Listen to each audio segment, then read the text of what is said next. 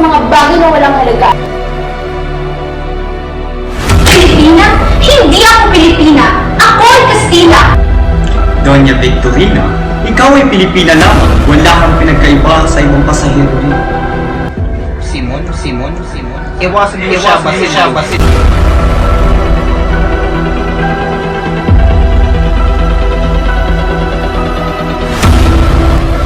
Maaaring may dahilan ng iyong asawa, Doña Victorina. Baka naman masyado umapagmataas at hindi mo siya pinapahalagahan.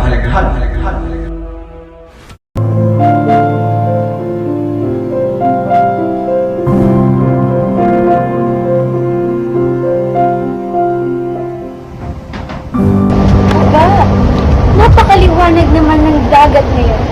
Hindi tulad sa mga probinsya na walang kagandahan. Ngunit ang dagat hindi lamang para sa kagandahan, Doña Victorina. Ang dagat, parang problema ng bayan din. Malalim at hindi madaling maunawaan. Ang malalim ang iniisip mo yun. O manhin ngunit hindi kita kilala. Hindi kailangan kilalanin mo ko ngayon. Tawagin mo na lamang akong si Simon. Nakita kitang nag-iisa kaya nilapitan kita. Maaari ba nating pag-usapan tungkol sa kinabukasan ng ating bayan? Ang mga akda ni Cristo Pumibara. Ang mga bayan nga araw, ngunit mapanganib. Baka magdulot ito ng kaguluhan sa mga ngunit ano ang kaayusan ng karamihan kung ano ating tao ay nandun. Mabuti na lamang at walang masugatan. Narito na tayo sa Manila. Sana magkita pa tayo sa isa't isa. Salamat po, Ginoong Simon. Sana nga po. Hirapan ng mga tao ay dahil sa kawalan ng kanilang disiplina. Kung sumusunod lamang sila sa payo ng simbahan, hindi sila mapupunta sa ganitong sitwasyon. Hindi po yun totoo, Padre. Maraming mahihirap na masipag at walang pagkakataon dahil sa mga pag-aabuso ng ilang opisyal. Ngunit ano nga bang magagawa natin? Ang may kapangyarihan lang makakapagpabago. Simon, narinig ko na ikaw ay maraming negosyo sa Pilipinas. Isa akong negosyante, Padre. Narito ako upang mamumunan at tulungan ng kababayan.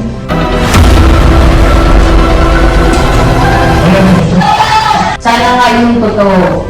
Ang simbahan ay laging handa para tumulong sa mga taong may mabuting layunin.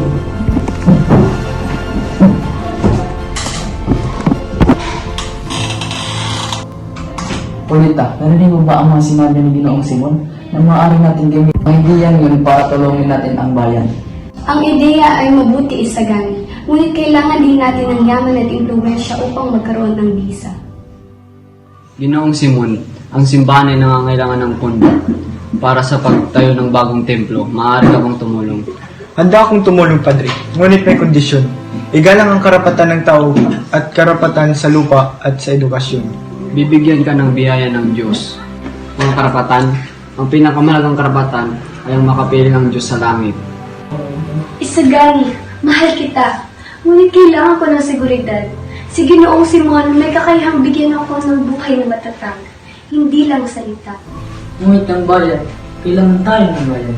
Mabuti na lang at may mga taong handang tumulong sa ating bayan, katulad niya. Polita, anak, hindi ako papayag na ikaw ay may pakasal sa isang batang mahirap katulad ni Isagani. Walang yaman, walang impluwensya. Paano na kayang ibigay ang buhay na karapat-dapat mong maranasan? Mahal ko po si Isagani. Doña Victorina, pagawin ko po ang lahat mabigay ang magandang buhay kay Paulita. Ano nga ba ang kaya mong gawin? Magsulat ng tula? Hindi tayo mga mangmang na Indio na nasisiyahan sa mga bagay na walang halaga. Umalis ka sa aking tahanan bago pa ako magalit.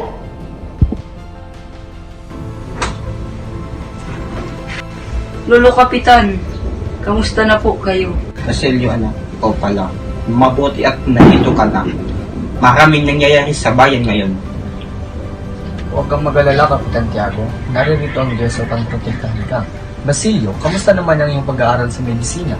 Lolo, ibinigay po ito ng isang misteryosong lalaking nagagalang si Simon. Simon?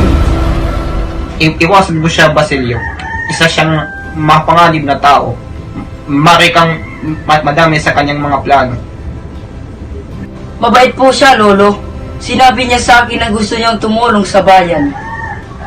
Wala sa mga salita niya. Mga kasinungalingan yun para makuha yung mga tiwala. Gusto ko hong gamutin ang mga mahihirap na walang pera, makonsulta sa doktor. Marami silang sakit na hindi nagagamot dahil sa kahirapan.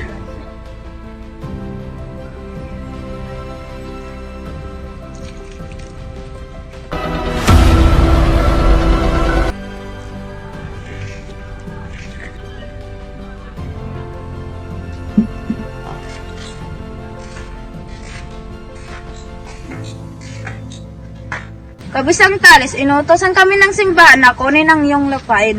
Ang mga dokumentaryo nagsasabing pagmamayari ng isang simbahan mula sa unang panahon. Talis, hindi ka dapat labanan ng desisyon ng simbahan. Mga kasinungalingan, ako mismo nag-aalaga at tagatali dito sa lupang ito sa loob ng maraming taon. Ang lupang ito ay hindi sa inyo. Ito ay para sa mga sakang mabuhay. Ama, huwag po kayong mag-alala, hindi po namin ito ibibigay ang lupang ito. Ulit, Kabisang Talis, anong nangyayari? Basilio, nais nilang kunin ang lupain namin. Padre, maaari po bang pag-usapan natin to? Ang mga tao dito ay umaasa lamang sa lupang ito. Hindi na kailangan magpagsundo.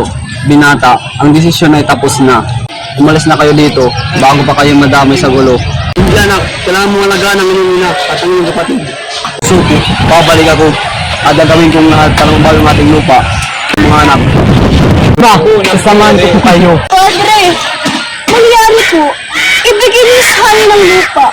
Wala kami napagkukunan ng pagkain at tirahan. Hindi ako makakapagbigay ng hiling sa iyo, bata.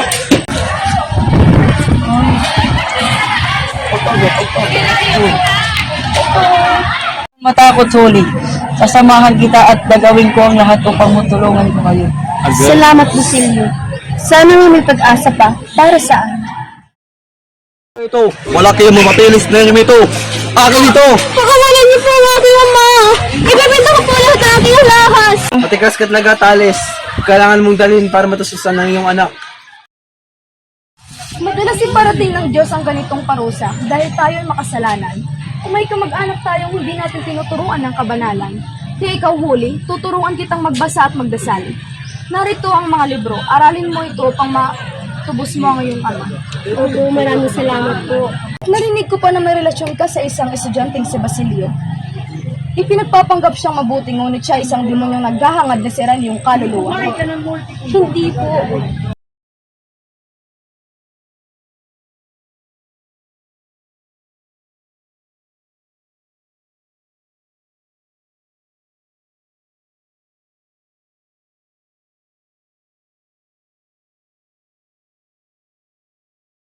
May dahilan niyang yung asawa din na Victorina. Baka naman masyado umapagmataas at hindi mo siya pinapahalagahan.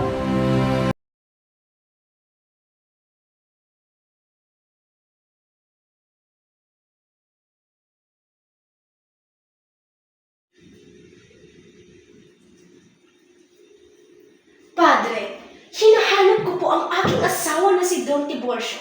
Hindi na kayo, masarap lahat ng paninda ko.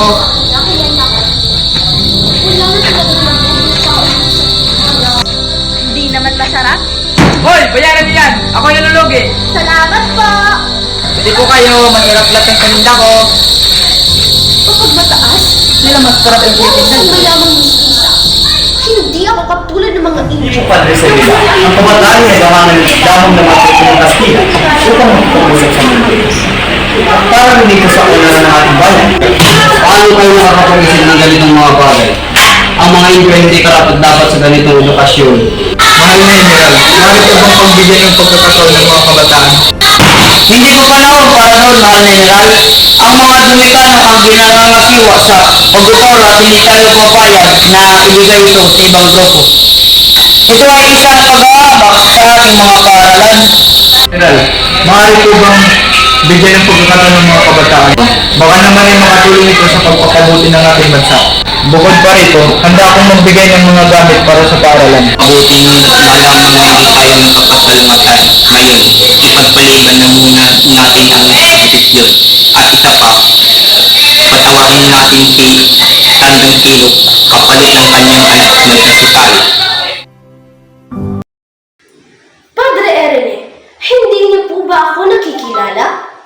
Ako si Doña Victorina de los Reyes de Espadania, asawa ko ng Kastilang opisyal. Dapat niyo akong itrato ng tama. Doña Victorina, ikaw ay Pilipina lamang. Wala kang pinagkaiba sa ibang pasahero rito. Pilipina? Hindi ako Pilipina. Ako ay Kastila. Hindi niyo ba nakikita ang aking damit?